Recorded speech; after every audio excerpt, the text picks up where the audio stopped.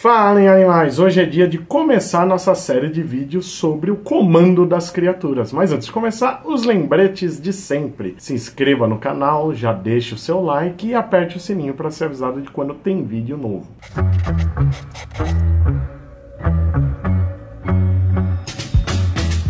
Bom, o Comando das Criaturas estreou com 2 episódios. O primeiro é o Embrulho no Estômago e o segundo se chama O Colar da Turmalina. O Comando das Criaturas está longe de ser um grupo conhecido dos quadrinhos da DC e aqui na série tem uma formação bem diferente de todas que já teve nos quadrinhos. O grupo foi criado pelo J.M. DeMatteis e o Pat Broderick em 1980 nas páginas de Weird War Tales número 93. O gibi apresentava histórias quase todas soltas com elementos estranhos à Segunda Guerra, como monstros, sobrenatural, alienígenas, robôs, e o Comando das Criaturas veio nessa pegada. Na HQ, os aliados criam o Projeto M de monstro, como aqui na série Amanda Waller chama de Força Tarefa M, uma pequena modificação. A ideia era pegar coisas que as pessoas têm medo no mundo todo e usar contra os nazistas e seus aliados. Então o professor Mazursky pegou 3 soldados comuns e transformou os 3 em monstros, um vampiro, um lobisomem e um tipo de Frankenstein. Eles eram comandados em campo pelo Tenente Mark Shreve, que era o único humano do grupo, tal qual aqui na série é o Rick Flag Sr. O grupo passou por muitas reformulações, existe ainda no presente, mas quase sempre ele obedece ao governo americano ou alguma organização secreta. Como a gente já falou do Flag, vamos começar os personagens da equipe por ele. Flag é um personagem um pouco complicado nos quadrinhos. Ele surgiu em 1959 e originalmente ele era um piloto da Segunda Guerra Mundial que comandou o primeiro Esquadrão Suicida, que era composto apenas de militares que tretavam muito entre si e com seus superiores. Em 1987, o John Ostrander pegou o Esquadrão Suicida, que estava largado há muito tempo, e reformulou o conceito porque a gente conhece hoje. Um grupo de vilões trabalhando para o governo em troca de redução das suas penas. Amanda Waller manda em tudo, mas em campo o líder era o Rick Flag. E é aí que o Ostrander cria uma mudança. Como já tinha passado muito tempo, ele faz um retcon de que quem lutou na Segunda Guerra foi o Rick Flag Sr. e o cara que estava comandando o esquadrão na época era o Rick Flag Jr. Depois piorou mais com mais gerações de Flags, mas não vamos entrar nisso. Aqui na série a gente vê que o Sr. está trabalhando com a Amanda Waller, aparenta já ter trabalhado com ela, e a conversa entre eles deixa claro que os eventos de O Esquadrão Suicida, o filme dirigido pelo James Gunn, valem. E por isso mesmo o Sênior está sendo feito de idiota pela Amanda, que comenta a missão onde o filho dele morreu e essa morte foi a mando dela. Lembrando que nenhuma versão do Flag fez parte do comando nos quadrinhos. Falando em O Esquadrão Suicida, temos aqui um sobrevivente do filme, o Doninha, que agora está no comando e que nos quadrinhos surgiu em histórias do Nuclear, lá em 1985. Nos quadrinhos, o Doninha não era um monstro originalmente, ele era o John Monroe, um professor que era também um psicopata, mas que não tinha poder nenhum, ele apenas vestia uma roupa de Doninha com garras e saía matando gente. Ele fez parte do Esquadrão Suicida e morreu numa missão, só que em 2013 ele foi reformulado e aí sim ele virou uma Doninha antropológica. Nossa! Antropológica é foda. Antropomórfica. A Nina Mazursky é uma adição recente ao comando dos quadrinhos. Ela surgiu em 2011 e nas versões mais recentes ela faz o papel do professor que tinha o mesmo sobrenome dela. É ela que transforma humanos em monstros para fazer parte da equipe. Só que ela transforma ela mesma em monstro e se torna a Sereia, uma criatura anfíbia. A noiva, que nos quadrinhos é mais conhecida como a noiva de Frankenstein ou Lady Frankenstein, é baseada na personagem dos filmes clássicos do Frankenstein e aqui na série tem uma origem bem parecida com a versão tanto do cinema, dos filmes clássicos da Universal, quanto da DC. Ela surgiu em 2006 em histórias do próprio Frankenstein, criada para ser a companheira dele. Diferente daqui, que eles têm uma relação quase total de ódio, sem amor nenhum, pelo menos da parte dela.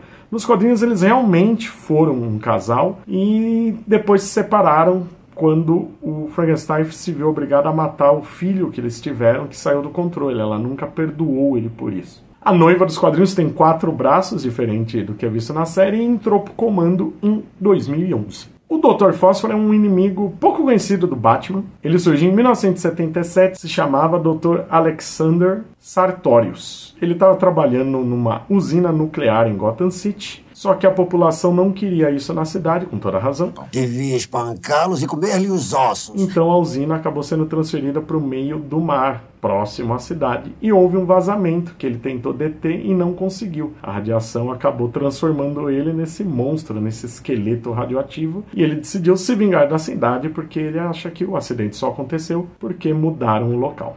E ele também nunca fez parte do comando nos quadrinhos. Diferente do G.I. Robot, ou Recruta Robô, como ficou na legenda, que foi uma boa adaptação. O personagem foi criado em 1962 e ele já teve 6 versões desde então. A primeira era um robô criado para matar nazistas na Segunda Guerra Mundial. A maioria segue esse caminho, às vezes mudando o alvo. Mas a terceira e a quarta versões fizeram parte do comando das criaturas. Fechando um que não é bem um integrante, pelo menos não por enquanto, mas já aparece nesses 2 primeiros episódios, que é o próprio Frankenstein, baseado no livro clássico. Mas é interessante porque o comando das criaturas originais tinha um Frankenstein genérico que não era esse aqui. Chamado de Patchwork, ou Elliot Luke Taylor, ele era um soldado que foi transformado em monstro para fazer parte do comando. Esse Frankenstein aqui foi introduzido em 2005 e logo se tornou um matador de monstros e comandou o comando das criaturas por algum tempo a partir de 2011. Ao contrário da versão aqui da série, o Frankenstein dos quadrinhos é bem mais sério e bem mais calado. A série já começa direto ao ponto com a Amanda apresentando o Flag aos seus comandados, e a Amanda já é uma velha conhecida, a gente já viu lá desde o primeiro filme péssimo do Esquadrão Suicida, mas aqui, felizmente, aparentemente, só leva em consideração o segundo filme.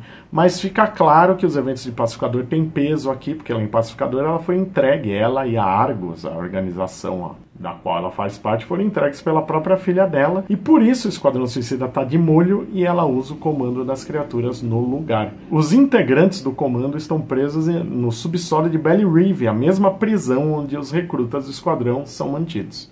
A missão do comando é no Pocolistão, um país fictício que surgiu nas histórias do Superman em 2001 e era uma pequena nação, um fragmento do que antes foi a República Tcheca, sendo governada por uma versão do General Zod. Aqui quem está no comando é a princesa Ilana Rostovich, que é uma personagem criada diretamente para a série. Já a Guarda Real do Pocolistão também é criada para a série, mas tem algumas similaridades com um grupo ainda mais obscuro do que o comando, porque eles têm umas armaduras que misturam tecnologia, aquele visual medieval, que remetem muito aos Cavaleiros Atômicos. Além disso, o líder, o Alexei, tem uma personalidade, não tanto no físico, mas na personalidade ele é bem parecido com o Dmitri, o soviético supremo da Liga da Justiça Internacional. O governo americano tem interesse no Pocolistão por causa do seu petróleo, coisa mais real impossível, e aqui o Pocolistão está sendo atacado pela Circe e os seus filhos de Themyscira, um grupo terrorista. A Circe foi criada em 1949, baseada na personagem da mitologia grega de mesmo nome, aquela lá da Odisseia, e ela é uma feiticeira, uma super vilã que é uma das maiores inimigas da Mulher Maravilha. Já os filhos de Themyscira, eu vou dar muitos parabéns para James Ganhos demais, porque eles mandaram muito bem, pegando só o nome e não usando o conceito dos quadrinhos, porque eles fizeram um jeito de atacar o nerdola médio, né, o idiota que tem raiva de mulher, que é isso que os filhos são aqui, né, são um bando de mongoloide que tem ódio das mulheres da Ilha Paraíso, tem inveja, eles representam todos esses nerd racista que a gente vê no mundo todo, infelizmente. Mas, nos quadrinhos, os filhos de Themyscira eram bem diferentes. Eles surgiram em 2012 e partem do princípio de que as Amazonas da Ilha Paraíso de tempos em tempos saíam de lá, transavam com alguns homens e tinham filhos, e é por isso que a Ilha Paraíso continua a ter criança de tempos em tempos, né? Só que elas ficavam só com as meninas, já que são proibidos os homens na Ilha Paraíso. Os homens, elas davam ao deus Hefastos e eles iam trabalhar eternamente nas forjas dele. Nas HQs a Mulher Maravilha fica sabendo disso, tenta libertar eles, tenta reconectar eles com as mães e, claro, com tantos os anos de ressentimento não funcionam e os filhos de Temícera viram um exército que odeia as Amazonas. A própria Mulher Maravilha tinha um irmão lá, o Jazão. Bom, saindo dos muitos personagens que esses episódios apresentam, vamos para os easter eggs. Logo no início a gente vê o Flag e a Waller vendo um jornal da GBS, que é um canal da Galaxy Communications, a empresa do Morgan Hedge, empresário e criminoso, um dos líderes da Intergang, que surgiu lá no gibi do Jimmy Olsen em 1970, junto com a sua emissora. Ainda na prisão, a noiva está lendo um gibi chamado Young Love, que é uma HQ de romance lançada em 1949, que foi originalmente publicada pela Crestwood Prize e depois comprada pela DC Comics. Já no segundo episódio, a gente tem aquela maravilhosa sequência de flashbacks do casal Frankenstein, mostrando eles se encontrando através dos anos. E ali a gente tem alguns detalhezinhos legais, a começar pelo Frankenstein usando a mesma camiseta amarela do Ultra Rabbit que o Rick Flag Jr. usou lá em O Esquadrão Suicida. Se você gostou da trilha sonora dos episódios, composta só de músicas da banda Gogol Bordello, saiba que a banda aparece aqui tocando nesse flashback também, mas a cereja do bolo, sem dúvida, é a sequência em Woodstock, onde a gente vê o Salsicha, o melhor amigo do Scooby-Doo, puxando como todo mundo sempre achou que ele fazia. A série começou muito bem, eu entendo se alguém criticar que o primeiro episódio parece demais com o Esquadrão Suicida, tem uma estrutura realmente muito parecida,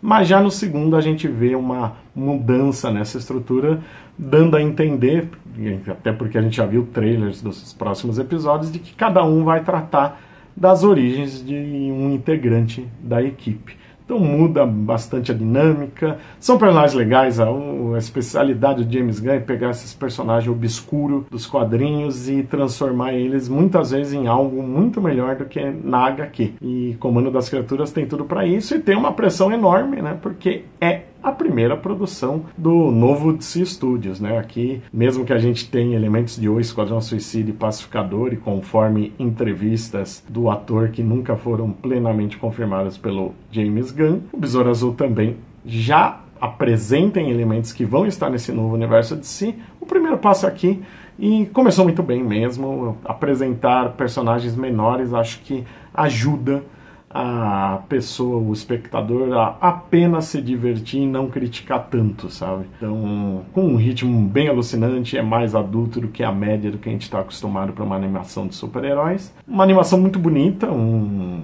traço bonito, a movimentação, as lutas estão ótimas. O humor é o humor de sempre do Gunn, que ele não esconde, né, que ele gosta da Liga da Justiça Internacional de Giffen e DeMatteis, e aqui deixa muito claro isso, porque tem bem o climão disso. Então estaremos aqui toda semana com um vídeo novo da série. Lembrando que esse conteúdo e tudo mais que a gente produz é graças aos nossos apoiadores no Catarse. Então entre lá e apoie a gente a partir de R$10. Dependendo da faixa que você escolher, você participa de sorteios, grupo de WhatsApp, clube de leitura e muito mais. Se não puder ajudar a gente mensalmente, faça suas compras através do nosso link da Amazon para a gente ganhar uma pequena comissão. Lembrando de novo, deixe o seu like, se inscreva no canal, aperte o sininho para ser avisado de quando tem vídeo novo e deixa aí nos comentários o que você achou da série. Até o próximo vídeo.